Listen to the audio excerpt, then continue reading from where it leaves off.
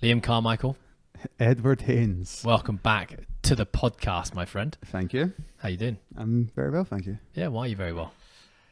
I've been a bit of an update. I have been traveling for quite some time, as in last time I was on the podcast, I think it was a week before I was about to go on my travels back to the UK. So I went back to the UK for 2 weeks to see my family, came back for like 7 days, and then I went to Bali for 5 days for a friend's wedding.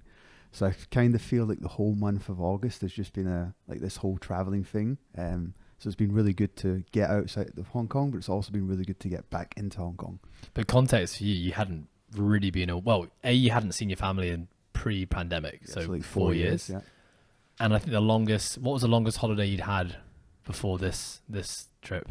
These trips? So the longest holiday before that was Phuket. So that was over Christmas. So that was like 10 days. 10 days, yeah. So what, have you had any revelations? I think seeing my family was very special. Obviously, I've always valued my family and I've always loved my family. But to put into context, like I've not lived in Glasgow for just over about 15 years. So I've never actually been living in the same city as my family for a very long time. And growing up, as I was younger, it wasn't a priority of mine going home. The priority for me was going out to see the world and experience all the different things and travel as much as possible, which I've done. So now I'm at the age of 32, and going back, I kind of seen things in a different light, as in I appreciated my mum a lot more. I can obviously see she's getting older. I've also got a nephew that's just over a year now. So being able to see my nephew and just play with him, chill out, see my sister, see my grandparents, it was just very special. And what do you think has contributed to that shift in perspective? I think just getting older, like you just start to appreciate different things. Is a part of that because you acknowledge that you getting older means that they might not be around as long? Correct. I think also, like when I look back at me growing up, I had a lot of, obviously my mum was there, my uncle was there, and they played a huge part in my life growing up. So I'm kind of looking, okay, what do I want in the next couple of years? Like I actually want to play a role in my nephew's life growing up, because I had such prominent figures growing up, whether that be my grandfather and my uncle growing up. They were so prominent in my life. So I kind of want to be part of my nephew's life growing up. So has that created clarity on like where you maybe want to be in the future? Yeah, I think if you had to ask me like 4 years ago, would you ever go back to the UK? The answer would have been a firm no. I think now going back, it's definitely changed my perspective on what I want going forward. And then, yeah, maybe it is moving back to the UK. Is that moving back to the UK forever? Maybe it's not. Maybe it's going back for a couple of years and then moving somewhere else. But I think that it's like I want to go back and spend time with them. That's really interesting hearing you say that.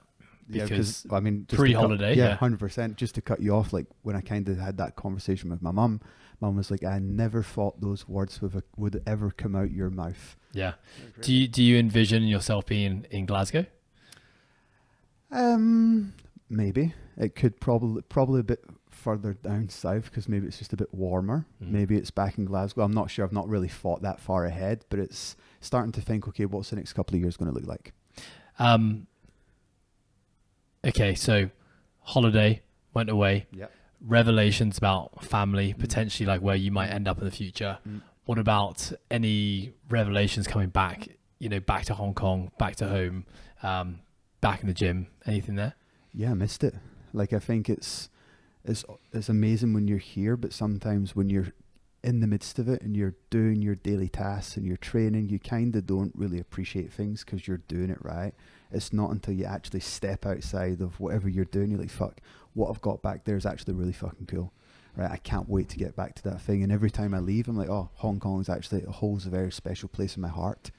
Yeah. I had those same feelings as well. I think I always do, but I really felt it this time because this was the first time also being away for a prolonged period of time. It was longer this time for you. It was as well, 3 right? weeks. Yeah. I did go away to Bali for 3 weeks. Yeah. That was my first trip after the pandemic, but that was a bit different because I got stuck there for. Yeah. Remember, I was stuck there for. It was supposed to be. I think COVID and stuff. Yeah, right? it was supposed to be just under 2 weeks, and it ended up being 10 more days because I got COVID and I couldn't fly. So that was a very different experience. But this was being back in Europe again for the first time in 4 years, European summers as well. Like, it's the place to be. I even went to Glasgow. Yeah, mate, I know. for the first time ever, crazy. and I was like, "This is shit." No, I was like, "This is really." Even Glasgow, even Scotland in summer, I never thought, because truth be told, sorry, a bit of a side tangent here.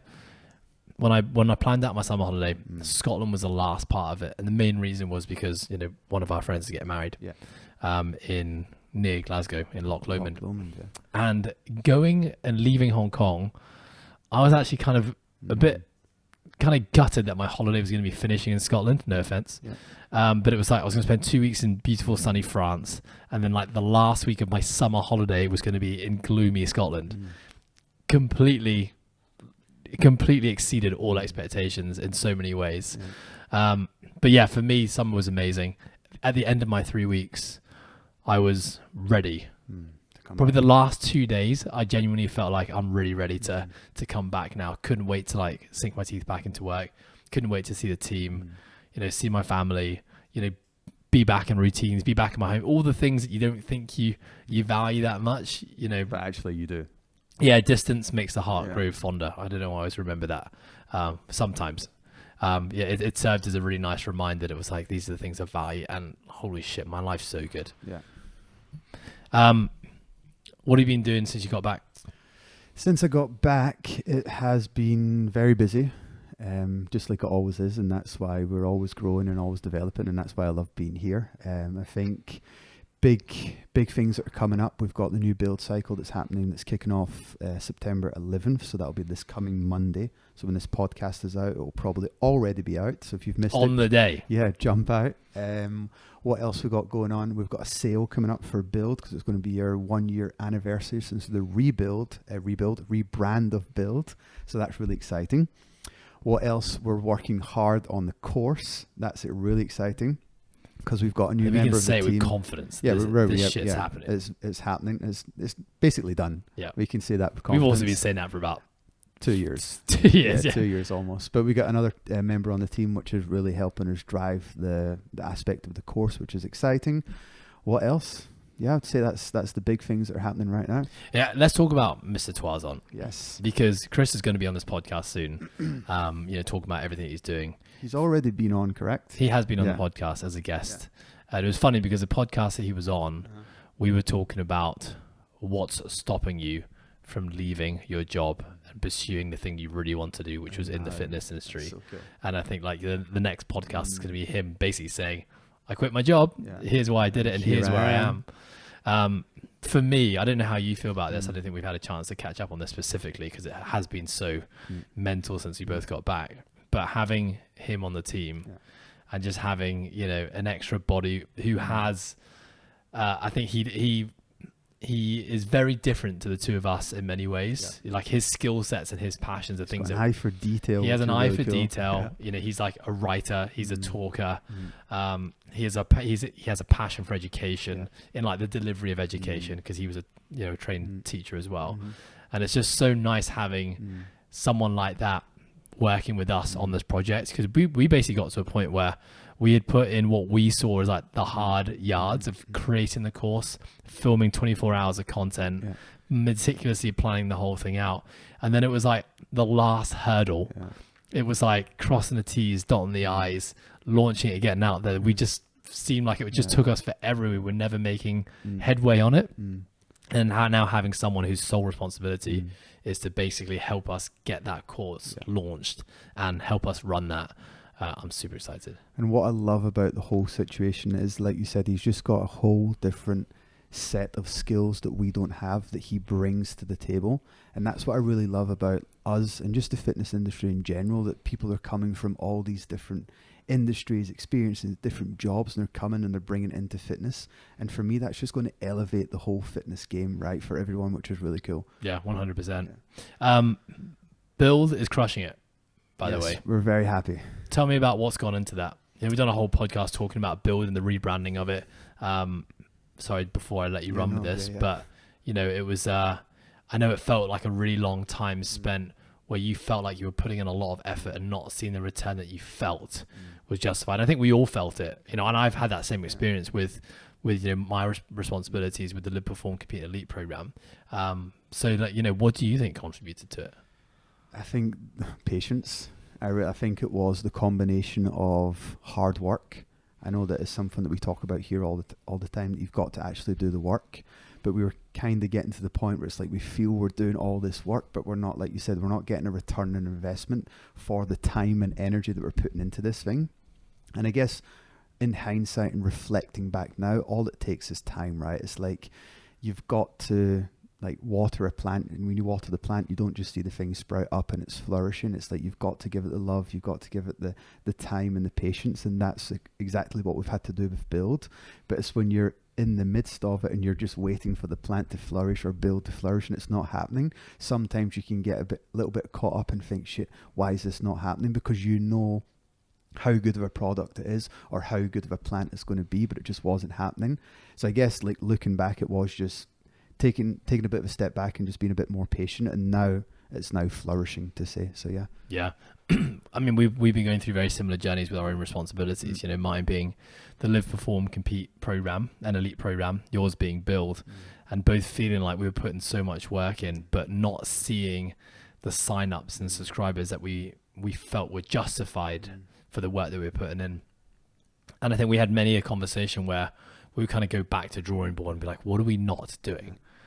And I think every time we came out of that with this gut feeling that, you know what, we actually, everything we're doing is great. The product is awesome. Yeah. We're marketing it. We're doing it. We're marketing it in a way that's sustainable and consistent for all of us. We're not burning ourselves out in the process. I think we just have to keep on going. And we had many iterations of that conversation.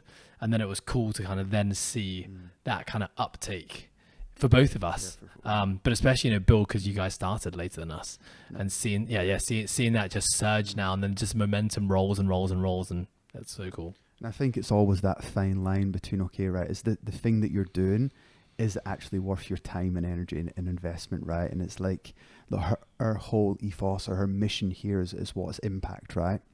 And it's like we're actually impacting lives. But on the other end, we're looking at it from a business point of view. We're looking at the numbers and we're thinking, yeah, we might be impacting 60 people. But as a business, is like, can we sustain this for a long time at 60 people, even though we're impacting a lot of people? But at the end of the day, it's a business and you've got to make money. So it was kind of that fine line. Okay, yeah, we're impacting people, but the numbers are not quite there. So it was just this kind of constant push and pull. And now we're at a stage where we're confident that we're impacting people and we're confident that we're now making money from it, which is a win-win. And I think the important part is that we both love the process. Yeah. So it never felt like it was forced. Or we were having to do work that we didn't want to do. And I think that's a key part of, how businesses and products and brands can get through those like icky first periods where you're putting a lot of time and energy into something, you're not seeing the return on it.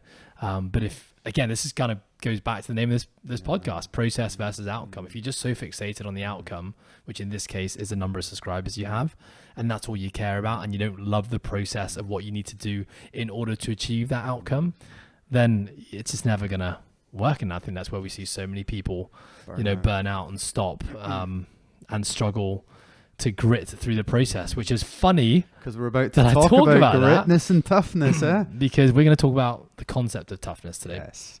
So I think some context behind why we're going to talk about this is that every Tuesday we have a professional development session where we all sit in this room as coaches. We invite all the head coaches and coaches from our affiliates. They join on a Zoom call to listen in and contribute.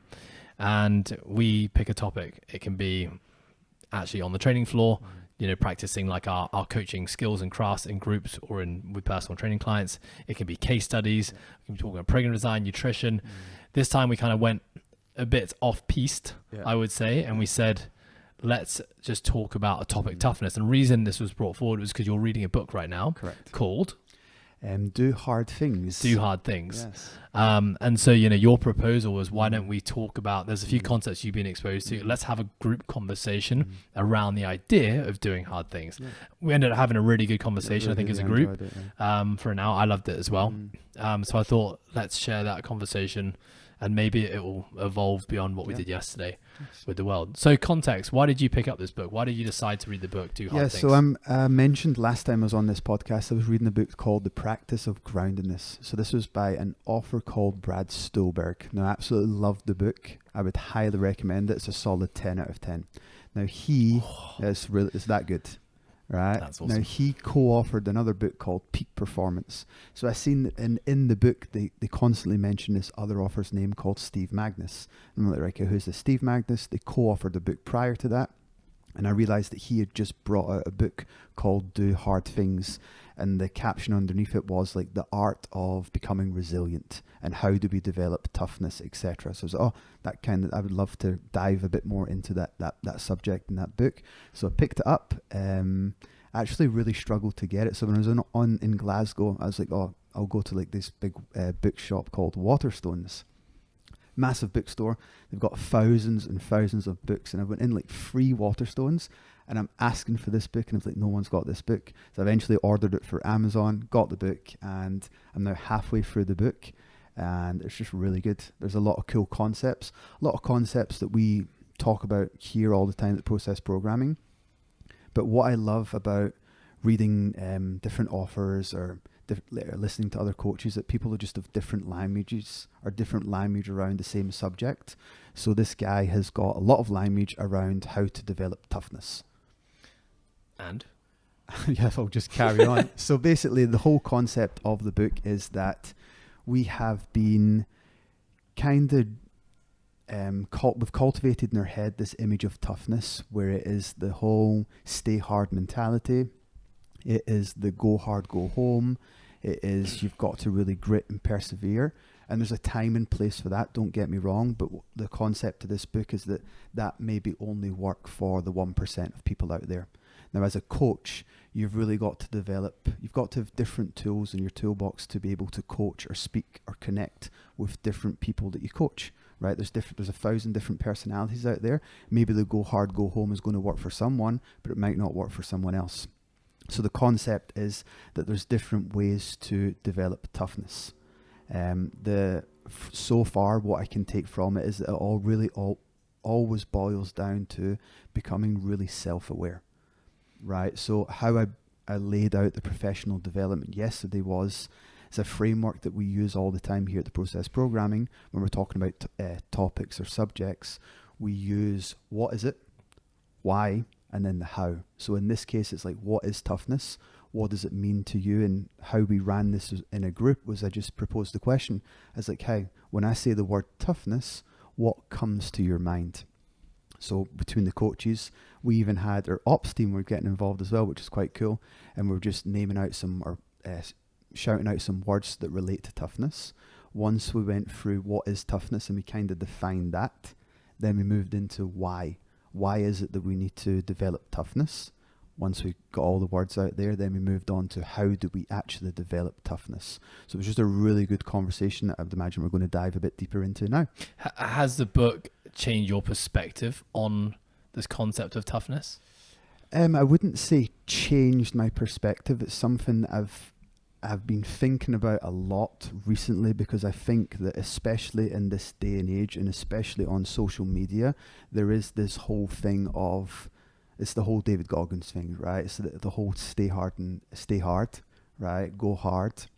And as I said, there's a time and place for that, but you've also got to develop other things within your toolbox to be able to stay hard through different stressors or different experiences through your life.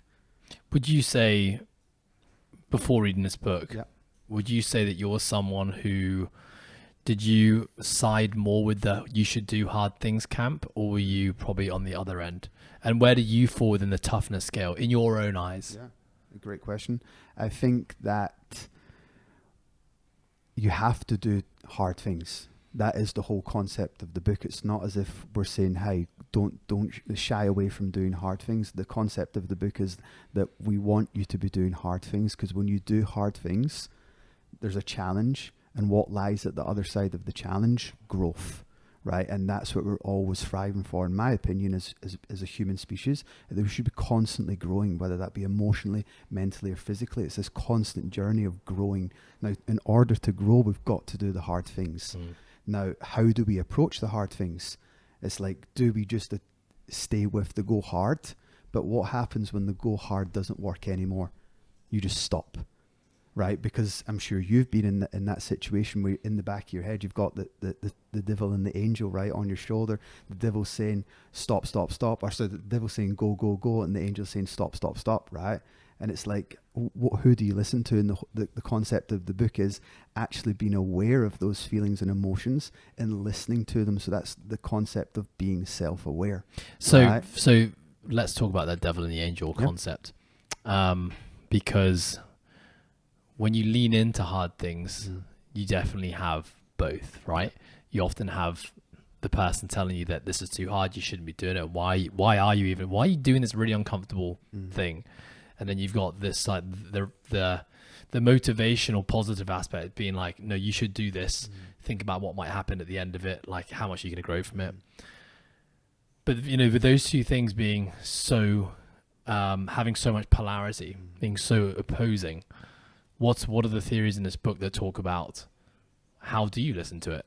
Yes, but I think the first concept is that you've got to develop or cultivate enough awareness to realize that there are two voices and that there's nothing wrong with having two voices, right? It's like you have to listen to your body. Generally, when you're doing something hard and you've got feelings and emotions that arise, it's because your body's either A1 trying to protect you because you're doing something really, really hard, or it's trying to elevate or heighten your performance because you're about to do something really, really hard. And that goes back to the whole the fight or flight or the rest and digest. When you're doing hard stuff, your body is hyper aware, so it's going to be sending you all these emotions. And yeah, you could be really lucky 80% of the time you're able to just numb them, right, and just carry on.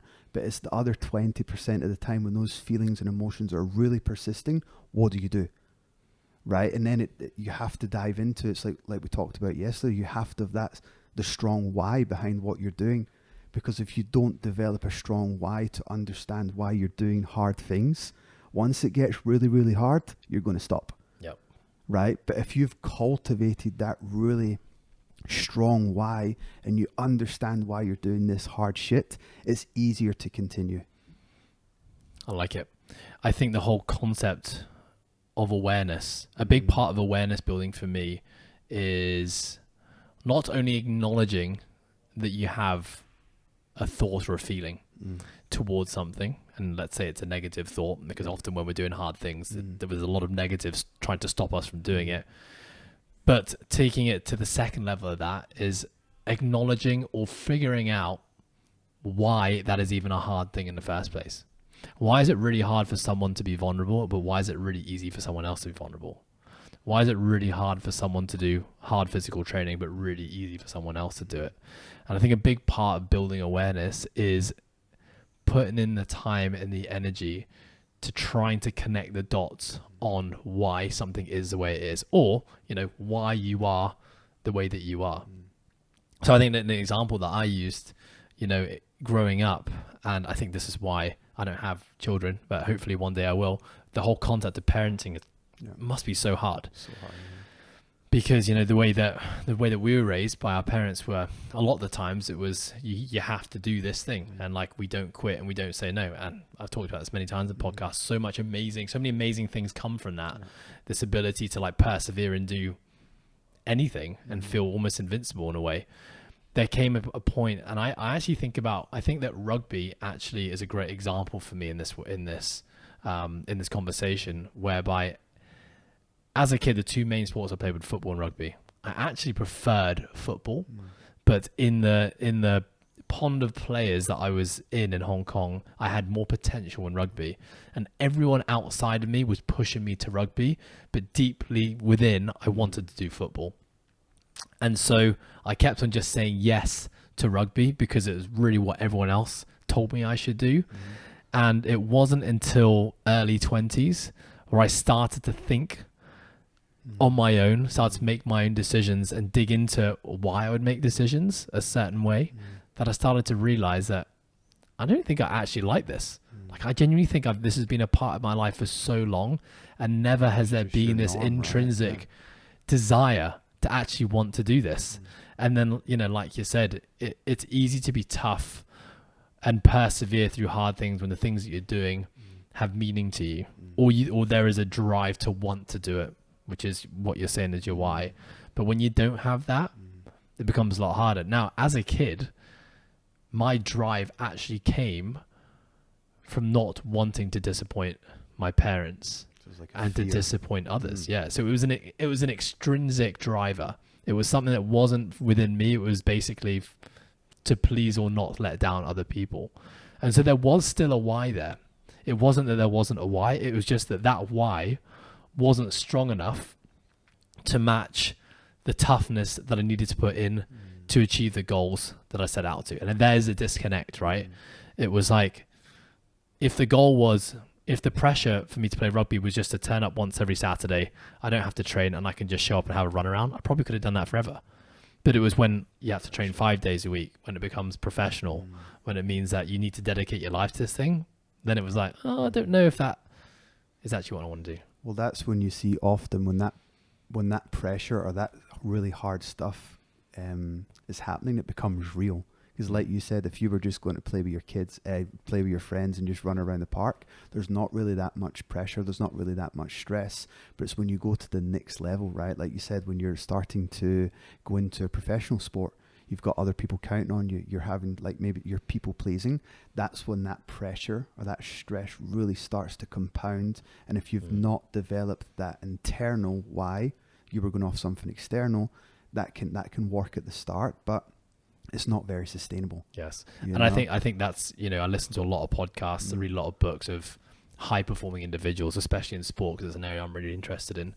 And like you said, having an extrinsic motivator can still work, for sure, but it's really hard to have longevity in it, because ultimately it's outside your control as well. And I think that's what, a lot of athletes in retirement, reflecting back on their careers, who've had that extrinsic motivator, whether it was like winning a World Cup or earning X amount of money or playing for this team or winning this championship, come out of it feeling very unfulfilled and lost. Yep. So they talk about in the book, how is it that some people, when we do hard things, some people they perceive it to be a lot harder because they perceive the challenge to be a threat, right? But when people perceive a challenge as in order to grow, or they're going to grow from that stress level is completely different. And they've done, in the book, they do like multiple studies of having two individuals. One's viewing that doing something hard as maybe they're going to get hurt or it's a threat, and one sees it as they're going to grow from this. The stress levels are completely different, which is super interesting, just from the way that you perceive the challenge through your own eyes and your own head. The outcome is going to be completely different. Yeah, I always think, changing because, evolving because you don't want to be something is very different from evolving because you want to be something. And they don't always arrive in the same destination. One is living in like a, one is like living in enlightenment and positivity, and one is living in fear and scarcity. You know what I mean? They're ultimately still moving towards the same thing, in the same direction, but with two very, very different motives.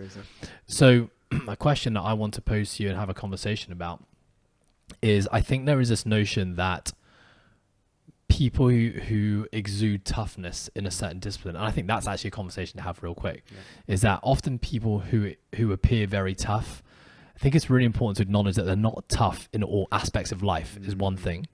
Because I think toughness is, when we talk about toughness, we're talking about this ability to like grit through really hard things. It's like resilience, it's perseverance, and it's not quitting.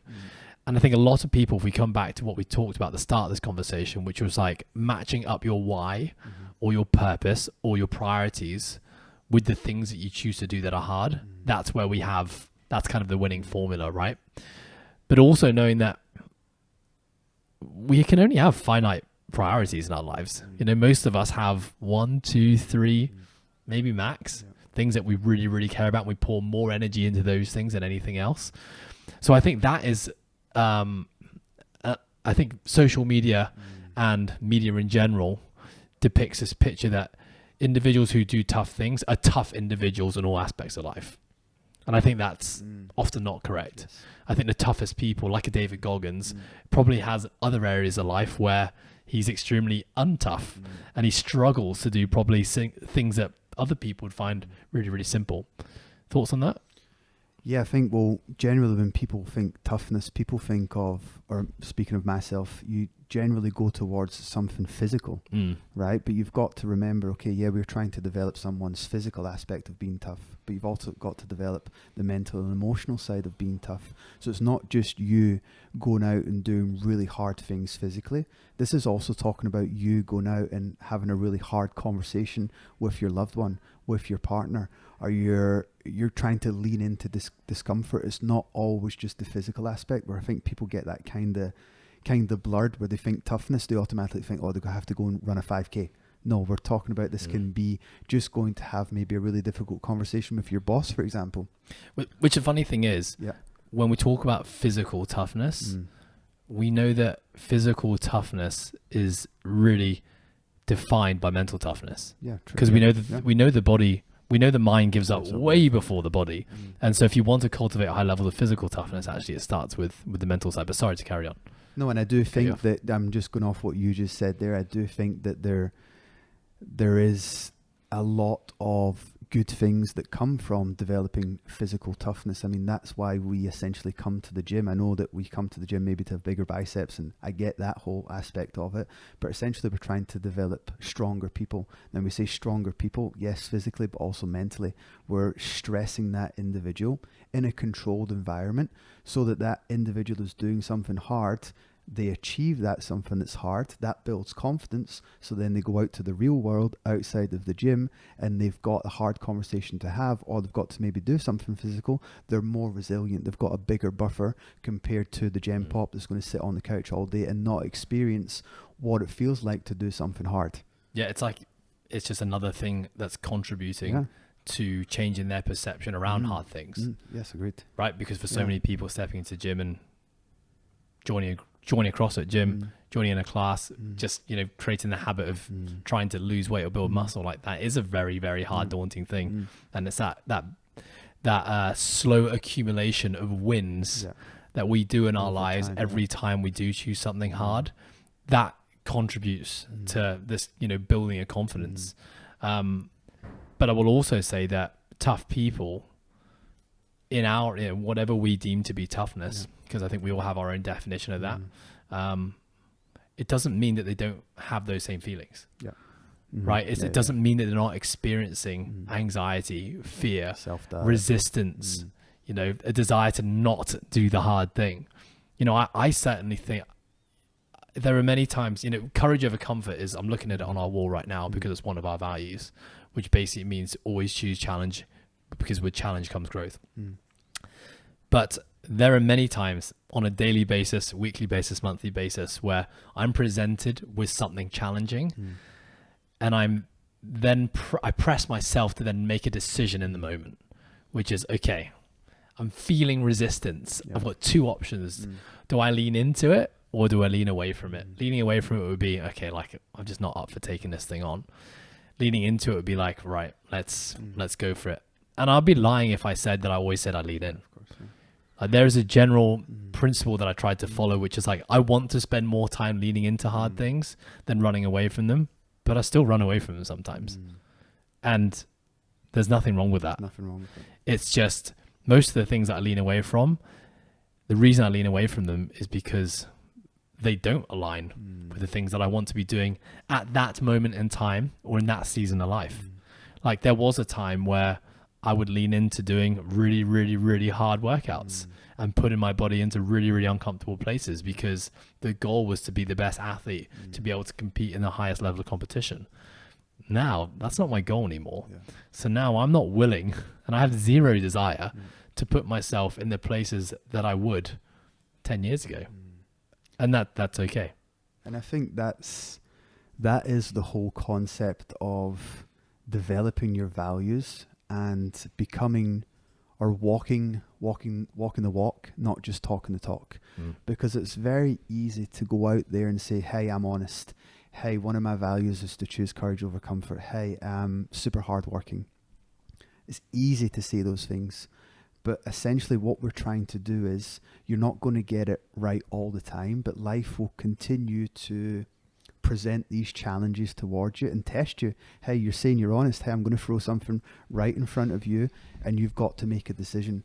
Now, over time, the goal is that you're going to stack all these wins because you've been presented with so many decisions to make, and you've chosen the harder route, which is for you, for example, maybe to be honest, right? And over time, you're stacking it. Hey, I've got all this undeniable proof that I am honest, and that's how you develop your personality, and that's how you develop your character, through making those choices. And are you going to get those choices correct every single time? No, but over time it stacks, and that's going back to the whole 1% better every day, etc. I think Chris Williamson has a really good quote around confidence is an undeniable stack of truths that have occurred in your life. Confidence without that undeniable stack of truths is delusion. Yeah, nice. That's good. Which I think is where a lot of people operate, right? Sure. And I think delusion comes into this concept of toughness because when you're doing things that align with you at that moment in time, it's actually not that hard to be tough. And what I mean by that is that I think every single human being is dealing with toughness and showing resilience and are doing hard things in some aspect of their life. Sure. It might not be physical training. It might not be work related. It might be something personal. It might be past traumas that they're dealing with, but we're all doing it, right? And when those things are lined up, when the thing that's most important to you that moment of time, and that's the thing you're pursuing, like we generally have a much greater ability to be tough and to persevere and to be resilient with it. I think when we see people who are constantly falling short or not delivering or having to motivate themselves to be tough, I think that's what we see a lot, right? It's like this self-talk to try to tell themselves to be tougher or to be harder. I think often those people have some form of misalignment in the things they say they want to do and what they actually really want to do. And I think that, like you said, if those motivational talks or those pep talks are happening every now and then, and it's just like, hey, right, get yourself back into line. But if they are occurring and a reoccurring thing every single day, well, you've maybe got to take a step back and go back to the drawing board, because the thing that you say that you actually want is probably not the thing that you want. Yeah, on you go. I was just to say, it's so tough though, isn't it? Yeah, it's because hard. and you had I love the way that you put this yesterday in our conversation, but when you're starting something, you know, so many of us, when we're trying to like create a new habit or, you know, evolve who we currently are into something else, we aspire to be, I don't know, someone else, and we see the roadmap, this is where I want to get to. That start is often really, really hard, right? And it's that feeling of toughness, or that it's a really hard journey, often is where people quit. But I think, you know, the reason why people quit is because the thing they're striving for is just too far away from what they're actually capable of doing right now, right? And so if we could accept this idea that progress needs to be an accumulation of just inches, easily manageable inches, we're going to be a lot more successful and things will feel a lot less hard. So what I mean by that is, for the person who hasn't been to the gym in 6 months and they want to get back into a routine and lose weight, starting with 1 session a week is a lot more attainable than doing 5. But we all jump to 5, right? And so, you got thoughts on that? Yeah, I think well, there's 2 things. I think that the thing that comes to my head straight away is the expectation and reality. Like, some people's reality is just not aligned with their expectations. Maybe they're overly confident. And in the book, they talk about this thing when someone is really overly confident, as in shouting loud, just everyone knows that person where it's like there's like a bravado, right? Often when we actually dig deeper under the hood, that's a mask or a band-aid for they're just really insecure people. So they talk about that a lot in the book. When you hear people that are really, really loud and they're overly confident, actually those people are not very confident. The other thing that was coming to my head when you were talking about that was the challenge thing that I talked about yesterday, right? It's that when what do we want when it comes to challenge? We want to be able to do something that's hard in order to grow. Now, where we generally go wrong is that the challenge that we want to do straight away is just too big.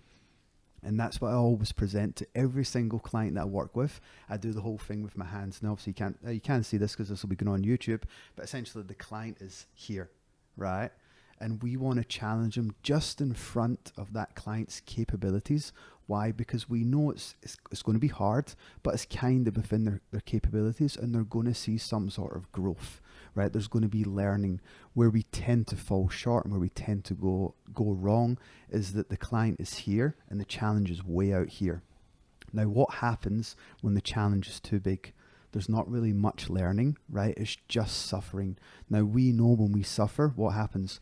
We fucking hate it. No one wants to suffer, right? And that's that fine balance as a coach, is knowing where your athlete is or the person that you're working with and giving them something just outside of their capabilities so that they can achieve it. Because what do we talk about? We want to stack wins. No one wants to leave the gym floor unsatisfied or unaccomplished. There's wins everywhere, and as a coach, it's our role to give them those wins so that when they walk out that door, like, fuck, that was a great session. Might not have PR'd, but hey, I win in something else. My technique was really good, right? And that's for you to decide on what the win is going to be. But it's just really important to understand where the challenge lies within your capabilities. Yeah, and knowing that when that challenge is too far away from where that client is currently at, or the individual is currently at, is often where we run into, quitting, burnout, injury, feeling like this is just too overwhelming, and then essentially stopping.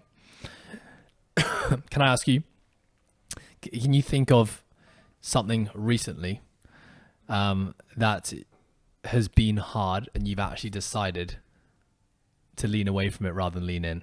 Oh, lean away? Mm-hmm. I thought you were going to lean in. So I was like, he's going to ask me about my deadlift.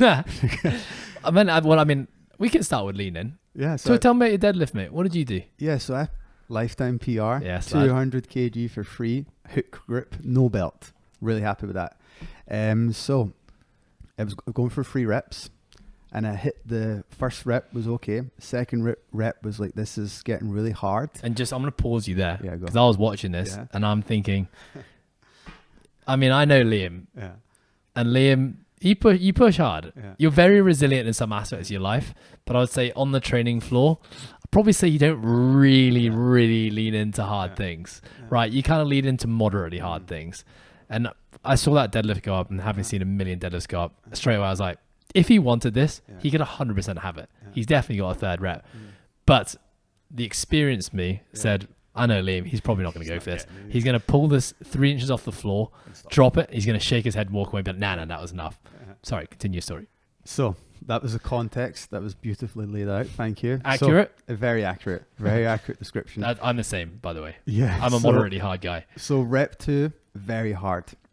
Go back to the floor, and bear in mind this is a dead stop, so I had to reset. So I reset, and I'm thinking, right, 2 things. Well, obviously on the eccentric of the movement, I've got the angel and the devil. I'm thinking, someone's in my head saying, Liam, you're not going to get this rep. You're not strong enough. You're going to break your back. Can you even do it? Right. So this is happening in a fraction of a second. It's mental. Got all these voices in my head, and I'm thinking, no, do you know what? I've done 8 weeks of training. I'm going to trust in my training. I'm going to brace really hard. I'm going to set, and I'm going to see what happens. I brace really hard. I set, and I feel the barbell starting to lift. And I was like, fuck, right, I'm going for this thing. Eyes are closed, and I'm just ripping this thing off the ground. Felt like it was 10 seconds, but it was actually only a 3-second concentric. It was going up pretty fast. But it just goes to show, within a fraction of seconds, I could have there was a decision to make. Am I going to lean into this thing and make it really hard? Because I know on the other end, there's going to be lots of smiles, lots of high fives, and there's going to be some good growth from it. Or am I going to take it off a couple of inches off the ground and stop and just say, oh, that's enough for today? And the decision there and then was, no, hey, I'm going to trust my training, and I'm going to pull this thing off the floor, and I managed to do it. Yeah, it's so funny that we are making decisions like that all day, every day. And I think bringing this full circle back to this concept of why awareness is so important is that you have the awareness to know now, maybe even immediately after that happened, that those thoughts actually went through your head and that you made a conscious decision. Most of us are having that same dialogue in our head every day, but not recognizing that we're having it. And not recognizing that when we say no, why we said no, We said no. or when we said yes, why we said yes. And I think it's that like that digging beneath the surface that you said, and that's really what cultivates actual awareness. Because without the questioning of why, it's just recognition. Yeah, it's just right. You just recognize the said no. Okay, move on. Yeah, you recognize that you got the thoughts, but you're not actually developing the awareness because you're not asking yourself why you're having those thoughts. And I find myself walking through life every day thinking about that. You know, the moment I have a fleeting thought or I have to make a decision in a moment, big or small, there is an immediate moment, if I can, because it often needs some quiet and some stillness, or I reflect back on it and I try and think about how I felt and why I made the decision I did. Nice. I really like it. So I'm going to ask you now, Yeah. for if I'm listening to this podcast, how do I start developing that awareness? Okay, yeah, I've made the decision. I've heard the voices in my head. What is it that I'm going to do now to then continue to develop this awareness? What's some tools? I think obvious tools are, we talk about all the time, like having some form of outlet, right? So for having some way to get what's happening in our head every single day out. Yeah. So one outlet can be writing, but I understand not everyone's a writer. One outlet could just be speaking about it.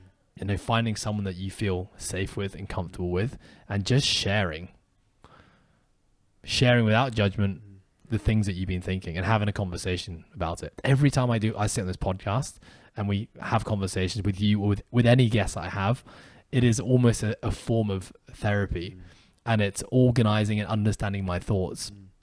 And from that conversation, I might then go away and back into my own home where I'm by myself and sitting in a quiet room.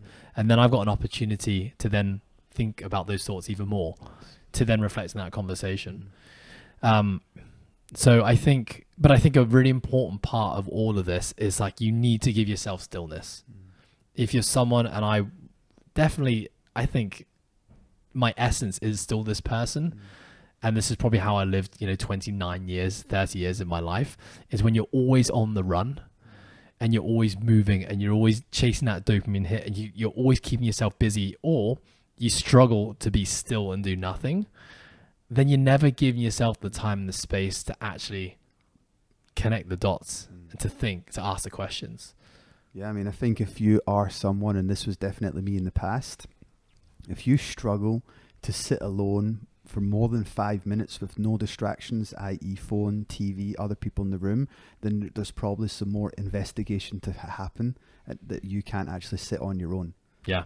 And I still have it sometimes, like on a really busy day. They say we get addicted to stress. So when you are in a stress state, or you have a really busy day or really busy week, your body starts to crave that stress. It wants to keep on topping up that little cortisol dopamine hit constantly throughout the day, and it's hard to step away from it. Whereas on the other end of that spectrum, when you are on holiday and you're chilled and you're relaxed, it's really easy to stay zen. You've got all these thoughts coming, you're like, oh my God. And it's really hard to do hard stuff when you're in that state. So it's like, when we put our body in these states, like, our body finds comfort either end of the spectrum, and we need to understand that's why it's hard to come out of it. But that's very different from telling yourself that you have to stay in there. So I think that the justification that we give ourselves is that it just feels better to stay busy. Yeah. But it's actually recognizing that you're wanting to stay busy because your body is now in a state of addiction to that busyness. Well, I guess it's also the easier thing to do. That's why we are addicted to TV, phones, etc. Because essentially, what is it? It's a distraction. Yeah. It's a distraction from you not wanting to sit with your thoughts more than a couple of minutes, because you start getting fidgety and antsy. Yeah, and I think, come back to your question, which is like, what can someone do to start building higher levels of awareness? At the end of the day, these are all great strategies that you can use. And I'm probably not the first person that told you these are great strategies. You need to be in a place in your life where you need to want to seek these levels of awareness. And no one else can do that for you. I always say that, there are two main things that, trigger change in ourselves. Either it's inspiration or it's intervention. Inspiration is that, maybe we see someone else, we have a friend, a family member, I don't know, an iconic figure that has something that we really desire to have as well. And that acts as a source of inspiration, and that entices change or triggers change.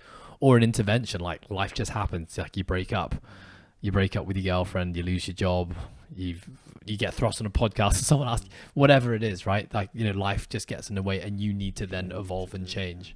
So it can come from two places, but at the end of the day, what I can tell you from what I've experienced in my life, and I've had plenty of intervention and inspiration, I'd say both of those things have been a big part of my life, is that when you do cultivate higher levels of self-awareness, life just becomes a lot more enjoyable, and it becomes a lot easier. It doesn't mean you don't have hard things in your life, but you know, when you lean into discomforts, when you try to connect the dots as to why you are the way you are, why you think the way you think, why you make decisions the way you do, which is, you know, it's not just recognition, it's the awareness part. That's where like the magic is. And I think that's why so many people will testify to the fact that life gets better as you get older. More clear. Yeah, and it's not just experience, because there are plenty of people who are, you know, in their 40s, 50s, 60s who are deeply unhappy and depressed. So it's not just a natural thing that happens, but we tend to accumulate more higher levels of self-awareness that's probably linked to the experiences that we have, and we just find a way to navigate life better. And so I'm actually really grateful that I had lots of interventions in my life, mostly unplanned, that caused me to grow maybe a lot earlier than other people my age, and it set me on this journey, you know, way ahead of probably where I would have been had I not honestly had this business, which has been probably the biggest source of intervention in my life. Yeah, I think similar to me, like I can think of one pivotal moment in my life where it changed the course of my life forever, which was moving to France at the age of 15. That's still such a crazy story. Like, by the way, guys, if you haven't listened to the Liam Carmichael story on the podcast, it is an awesome story. But sorry, continue.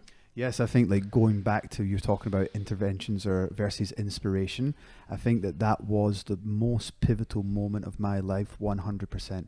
If that didn't happen to me, even though during the time I fucking hated it, but the amount of that was doing something really, really, really hard, but the growth that I got from the other end of that, and let's put this into perspective, I was there for 5 years, and I didn't actually start to see the growth and through the challenge to about 2 to 3 years in.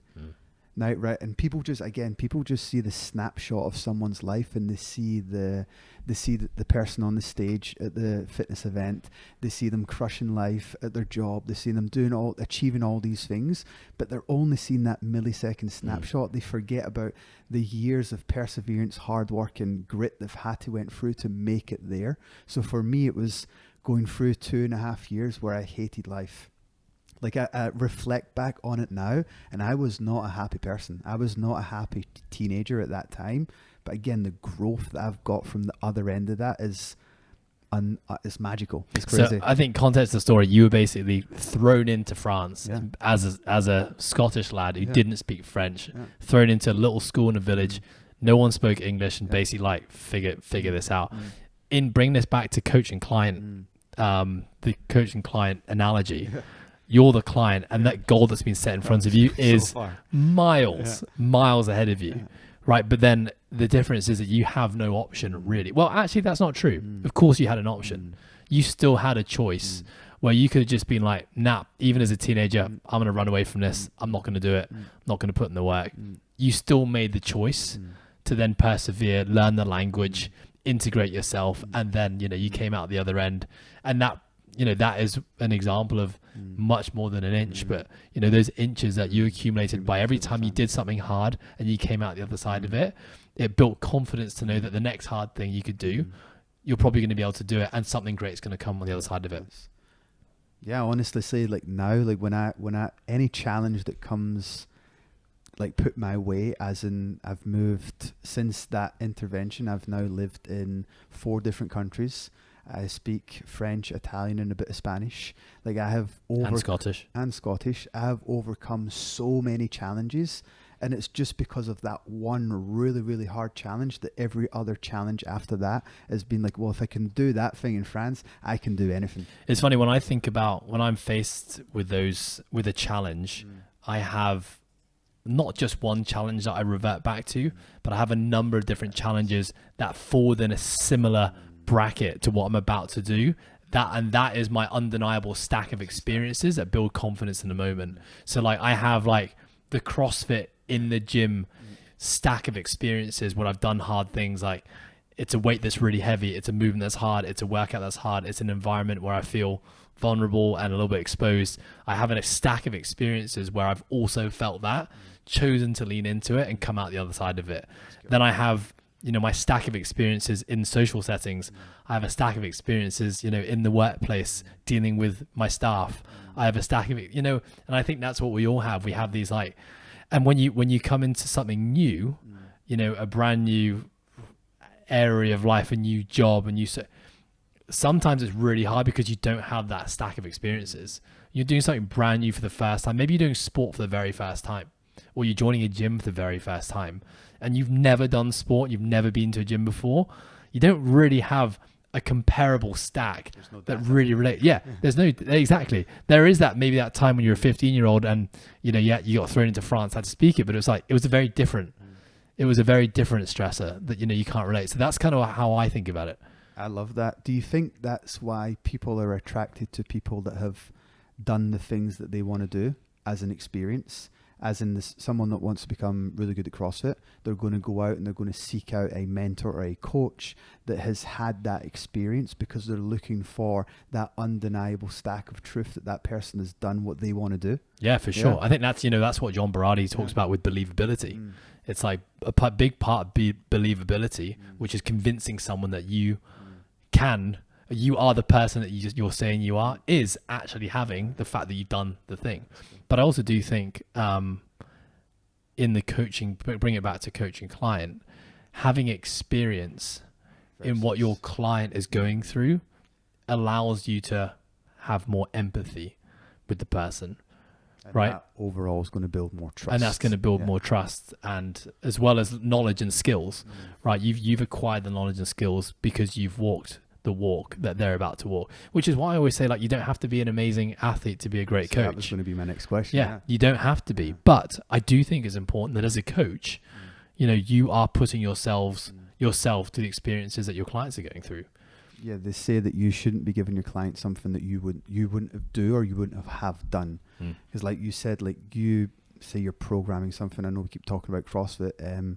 Say you've programmed like a 21:15:9 for someone, right? Like thrusters and pull-ups. You're programming that for someone and you've never done it yourself and you don't know what that feels like.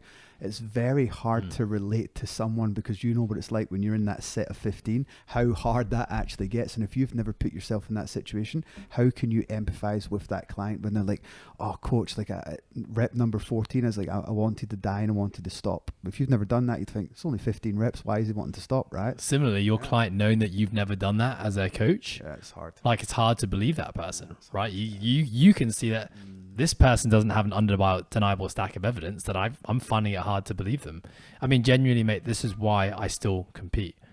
Knowing that my biggest priority within my professional life is to coach. And I'm not shy about admitting the fact that I love working with competitive people. And I know that every time I do the CrossFit Open or the quarterfinals, and I really wanted to do in-person live events this year, but the knee has happened, so that's maybe going to be pushed back to next year. But every time I do it, I'm not doing it because I want to win the competition or, you know, I have huge aspirations to be qualifying to the next round. It's because every time I do it, I'm putting myself in the shoes of the people I'm training, and that levels me up as a coach, because I can then empathize, with the journey that they're going through. And ultimately, I have more tools and experiences to be able to then help them. Love it. So I think, I don't know what time we're on. We've talked for a long time. It's been quite a while. Yeah. Just over an hour. Right. Can I continue? Yes. Okay, beautiful. So I think what I asked the group was a question which was really good towards the end of our PD yesterday, because we've talked about this whole podcast is about doing hard things, doing something challenging and growing from that challenge. Lean into discomfort, choose courage over comfort, etc. Now, my question to the group yesterday was that I'm now 32, you're 35, correct? So we've had 35 years of experience. Now, within those 35 years, there's been a lot of difficult things and there's been a lot of hardships. Now, my question was, would you, now reflecting back on your life, would you change any of those hardships? Because we know the importance that those hardships is essentially what makes you who you are right now. So would you like to, I asked the question yesterday and I was actually really surprised by your answer. Would you like to share? Yeah, I would. So I'll start by saying I'm fully on board with the notion that, you know, you are who you are because of the decisions and the decisions that you've made in your life. But there is one thing that I would happily wish never happened, and that is my knee. So the context of that was that, you know, I got a Staph aureus infection in my knee, and, you know, a lot of people say it was uncontrollable. When I reflect back and I connect the dots, this is my own building of awareness around what happened to me, was that stress was a massive part of it. So, you know, the knock-on effect of that has meant that I've never had a body that allowed me to do the things I really want. And the hard thing is I'm so passionate about movement and sport and just the human body that a big part of what occupies my mind the last 10, 15 years has been the fact that I haven't got a body that really allows me to do the things I really want to do. There's lots of amazing things that have come from it. You know, it's given me an ability to be an even more incredible coach. I think it's given me so much more experiences, gave me a lot of, a lot more empathy with people who are going through injury and rehabilitation. It's meant that I've had to, you know, because I haven't had the physical ability to just pick up something and do it really well, I've had to become someone who has a real obsession with like the process and the technique and the efficiency. And I think that's been a really good thing because I've had to learn from the ground up on many things. But I often think about what life would have been like had I not had it. And, you know, a big part of me getting these stem cells done recently was a hope that maybe I could undo some of that damage and be able to do more. Like there are things now that I can't do, like I can't snowboard anymore. You know, when I went 4 or 5 years ago, it was actually just too painful that I was like, this is no longer enjoyable.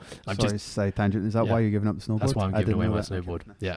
Because I've kept it under my bed for all these years thinking that one day I'll get back out there and do it. And I think about like children, and I would love for my children to experience snowboarding and skiing because it was such an amazing part of my childhood. And a part of me makes me sad thinking that I can't be on the slopes with them. And I will. I'm going to do everything I can to be on the slopes with them. That there's no part of me that's like giving up on this thing or quitting. But I came to realization it was like, you know what, I probably don't. I would like the snowboard to go to someone who's actually going to use it. I'm not ready for that yet. So that's definitely my big one that jumped to mind, which was that, I would happily redo life again without that, because I think that I had enough learnings and experiences from all my other injuries. I mean, I'd also like for my right shoulder, my shoulders to not been through the abuse they had. But I also think that I'm content with the injuries that I had up until that point. That was like one thing, almost too many, it felt like. But I never asked you the question. Do you have one? I reflected on it, and I think that there isn't, I don't know, it is the whole cliche thing. And that's good. I mean, I don't think great. there is anything that I would change. I think the biggest hardship was moving to France. And as I said, within those 2.5 years, it was fucking terrible, but I'm actually glad that happened to me. So I think it's a good question if you are listening to this podcast. Well, ask yourself, is there anything, looking back on your life, is there anything you would change, and why would you change that? Love it. Nice. I think that's a great place to wrap it up. Yes. Liam, always a pleasure. Never always a love chore. our conversations. Till next time. Till next time. Thanks, guys. Cheers. Bye-bye.